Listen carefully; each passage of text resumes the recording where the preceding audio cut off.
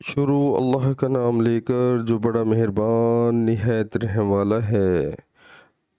और हक़ को बातिल के साथ गड़मड़ ना करो और ना हक़ बात को छुपाओ, बल्कि असल हकीकत तुम अच्छी तरह जानते हो। सुभान अल्लाह। प्यारे मुसलमानों, अल्लाह ताला हमें कुरान पाक रोज़ तर्जमे के साथ सुनकर उस पर अमल करने की तौफ़ीक अता फ़रमाए और 5 वक्त बाद जमात नमाज पढ़ने की तौफ़ीक अता फ़रमाए।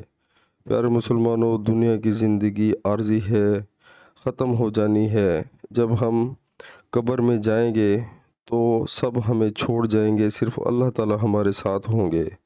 तो प्यारे मुसलमानों, सिर्फ़ आगे की ज़िंदगी के बारे में सोचो। दुनिया के काम भी करने चाहिए, लेकिन आखिरत को नहीं भूलना चाहिए, कब्र को नहीं भूलना चाहिए। इंशाअल्लाह अमल करें। अस्सलामु अलैकुम।